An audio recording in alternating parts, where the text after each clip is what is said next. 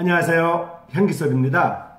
이 시간에는 영과 혼과 몸으로 구성된 인간에 관해서 살펴보도록 하겠습니다. 성경은 우리에게 여러 가지 내용들을 알려주고 있는데요. 인간이 영과 혼과 몸으로 구성되었다고 하는 것을 성경은 분명히 말씀해주고 있습니다. 자, 그러면 시작하겠습니다. 한평생을 살아가면서 무지의 소치로 혹은 의도적으로 사후에 죽은 후에 생애에 대해서 전혀 생각하지 않고 그리고 사는 사람들이 많이 있습니다. 그러나 임종의 순간에 갑자기 인생이 육체적 존재 그 이상이라고 하는 것을 깨닫게 됩니다. 두 성경 구절은 인간이 영과 혼과 몸, 영과 혼과 육의 그런 세 가지 속성으로 구성되어 있음을 잘 설명해 주고 있습니다. 너희 온 영과 혼과 몸이 우리 주 예수 그리스도 강림하실 때에 흠없게 보존되기를 원하노라 라고 데살로니가 전서 5장 23절에 나와 있는데요. 여기 있는 영과 혼과 몸은 바로 스피리트, 그리고 소울, 그리고 바디입니다. 하나님의 말씀은 살았고 운동력이 있어 좌우에 날선 어떤 검보다도 예리하여 혼과 영과 관절과 골수를 찔러 쪼개기까지 하며 또 마음의 생각과 뜻을 감찰하느니 라고 히브리서 4장 12절에 나와 있습니다. 성경에서는 인간이 세 가지 속성으로 창조되어 있으며 그 세 속성은 영과 혼과 육이라고 말하고 있는 것입니다. 그것은 마치 아버지 하나님과 아들 하나님과 성령의 하나님이 삼위의 하나님을 이루는 것과 같습니다. 인간은 결국 육신적인 차원에 국한된 존재가 아닌 것입니다. 인간은 육신 이상의 존재입니다. 먼저 영이라고 하는 스피리트라고 하는 것에 대해서 살피겠습니다. 인간의 영은 하나님을 의식할 수밖에 없는 내적 속성이며 중생의 체험을 하는 부분입니다. 인간의 영은 양심과 신앙의 세계입니다. 사람의 영은 성령과 교통할 수 있는 인간 내부의 하나님의 속성인 것입니다. 사람의 사정을 사람 속에 있는 영 외에는 누가 알려? 이와 같이 하나님의 사정도 하나님의 영 외에는 아무도 알지 못하느니라 라고 고린도전서 2장 10절에서 11절까지 나와 있습니다. 사람의 영은 사람의 사정과 사람의 일만을 아는 것으로 그 기능이 국한됩니다. 하나님의 일에 대해서 알기를 원한다고 하면 내 안에 있는 사람의 영으로는 부족한 것입니다. 사람이 거듭나는데 방해가 되는 방해 요인이 있다면 그것은 그 본인의 인간적 의지입니다. 사람의 의지가 성령님께 순종을 하게 되면 성령님께서 그 사람의 영 속에 들어오셔서 그곳에 초소를 삼으십니다. 이러한 체험이 있고 난 후에 우리는 우리 안에 성령님을 소유하게 됩니다. 성령님을 모시게 됩니다. 예수 그리스도 외에 어떠한 방법으로도 하나님의 깊은 것을 깨달을 수는 없습니다. 우리 주님께서는 제자들에게 다음과 같이 경고하셨습니다. 거룩한 것을 개에게 주지 말며 너희 진주를 돼지 앞에 던지지 말라. 마태복음 7장 6절에 나와 있습니다. 거듭나지 아니한 사람의 영이 하나님의 일을 이해할 수 없는 것은 마치 개가 거룩한 것을 이해할 수 없거나 마치 돼지가 진주 목걸이를 이해할 수 없는 것과 마찬가지입니다. 성경 말씀에 다음과 같은 규절이 있습니다. 개가 그 토한 것에 돌아가고 돼지가 씻었다가 더러운 구덩이에 도로 누웠다 라는 말씀이 베드로후서 2장 22절에 나와 있습니다. 이와 같은 일이 일어나는 것은 개는 개이기 때문이고 또 돼지는 돼지이기 때문인 것입니다. 종교적 연륜이 제 아무리 길고 교회 활동이 제 아무리 많다고 할지라도 이러한 것 자체만으로는 그 사람의 영혼을 거듭나게 하지는 못하는 것입니다. 만일 동정심에서 세상적인 철학과 세상적인 지혜를 가진 사람에게 거룩한 것을 관리하도록 맡기거나 하나님의 왕국의 진주에 손을 대게 한다고 하면 그들은 얼마 안 가서 되돌아서서 마치 성경에 비유한 것처럼 개처럼 물게 될 것입니다. 그것이 기독교 파멸의 역사였고요. 그것이 기독교 타락의 근본적인 이유였습니다. 우리는 거룩한 것을 개들에게 맡겨왔습니다. 성경이 비유하고 있는 그 개에 관한 것을 말하고 있습니다. 그리고 하나님 왕국의 진주들을 돼지 앞에 놓아 왔습니다. 역사적으로 말씀드리는 겁니다.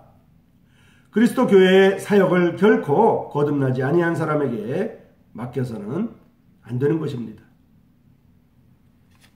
사람의 속에는 심령이 있고 전능자의 기운이 사람에게 총명을 주시느니라 라고 욥기 32장 8절에 나와 있습니다. 이 말씀에 의하면 전능자께서 사람의 영에게 총명을 주었다고 말하는 것입니다.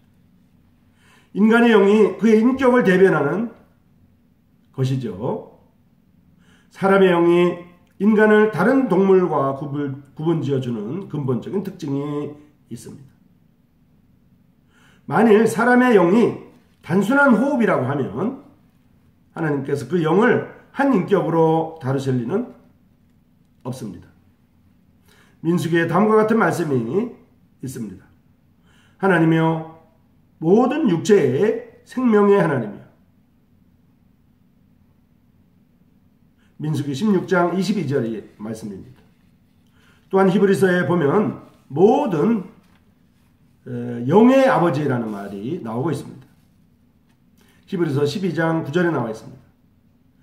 그리스도인이 하나님을 섬기고 예배를 드리는 것은 오로지 그가 가진 영에 의하여 섬기고 예배하는 것입니다. 하나님은 영이시니 예배하는 자가 진정과 신령으로 신령과 진정으로 예배할지니라 라고 요한복음 4장 24절에 나와 있습니다. 자, 다음으로 혼에 대해서 살피겠습니다. 사람의 영을 가지고 있을 뿐만 아니라 사람은 영을 가지고 있을 뿐만 아니라 하나의 살아있는 혼적인 존재이기도 합니다. 존재입니다. 성경 창세기에는 다음과 같은 말씀이 있습니다. 여호와 하나님께서 흙으로 사람을 지으시고 생기를 그 코에 불어넣으시니 사람이 생명이 된지라 라고 창세기 2장 7절에 나와 있습니다. 우리는 영적인 것과 혼적인 것을 혼돈해서는 안 되겠습니다. 인간의 영은 우리가 거듭날 때 성령님께서 내재하시는 인간의 내적 무대입니다. 마찬가지로 혼이라는 것은 사탄이 활동할 수 있는 인간의 내적 무대로서 주로 감정과 욕망의 세계입니다. 인간의 혼, 즉 인간의 감정과 욕망의 세계는 그의 영이 거듭나기 전에는 결코 하나님을 의식하지 않습니다. 인간은 위로부터 태어나기 전에는 결코 하나님의 것을 사랑하거나 하나님을 섬길 수가 없습니다. 거듭나기 전에도 인간은 양심의 가책을 느낄 수는 있습니다. 또 감정적으로 감동을 받는다든지 심히 통곡을 하거나 통회할 수도 있습니다. 그러나 그의 영은 죄와 불법 가운데서 여전히 죽은 상태로 있는 것입니다. 인간의 욕망이나 인간의 감정이란 그가 죄인임을 깨닫고 하나님이 공급하시는 은혜로 구원을 체험한 후에야 그래서 하나님을 향하여 움직이는 법입니다. 성령께서는 하나님의 거룩한 빛과 생명을 비춰줄 때, 성령께서 이것을 비춰주실 때 그 사람은 비로소 자기 감정과 자기 욕망을 하나님께 복종시킬 수가 있습니다. 시편에서 다윗은 그는 내 영혼을 소생시키는도다 라고 말했습니다. 시편 23편 3절에 있죠. 이 구절에서 소생시킨다는 말은 히브리 단어로 문자 그대로 해석한다고 그러면 돌이킨다는 뜻이 있다고 합니다. 다윗은 거듭난 후 결코 구원을 잃어본 적이 없었습니다. 그러나 밧세바 여인과 간음한 경우와 같이 그의 감정과 욕망은 때때로 여호와 하나님을 향해 등을 돌렸습니다. 하나님의 양무리로서 그는 다음과 같이 고백할 수가 있었습니다. 여호와 하나님께서 내 영혼을 소생시키셨도다. 하나님과 교제를 즐기고 있는 그리스도인이라고 한다면 그와 같이 고백할 수 있게 될 것입니다. 내 영혼아, 여호와를 송축하라. 내 속에 있는 것들아, 다 그 성호를 송축하라. 라고 시편 103편 1절에 나와 있습니다. 향기소리 시청자 여러분, 이 시간에는 인간의 영과 혼과 육 또는 인간의 영과 혼과 몸에 대해서 말씀을 드렸습니다.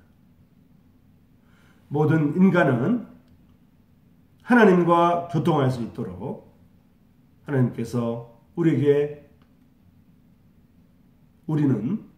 하나님께서 우리를 만드실 때, 창조하실 때 몸과 영과 혼으로 만들어진 것입니다. 우리가 주 예수 그리스도를 믿게 될 때 성령님께서 역사하셨던 것이고, 성령님께서 역사하게 될 때 우리는 주 예수 그리스도를 믿게 되고, 우리의 영이 주님을 믿게 될 때 성령께서 도우십니다. 향기소리 시청자 여러분, 아무쪼록 우리의 영과 혼과 몸이 주님께서 나타나실 때 온전히 보존되시기를 간절히 바랍니다. 고맙습니다.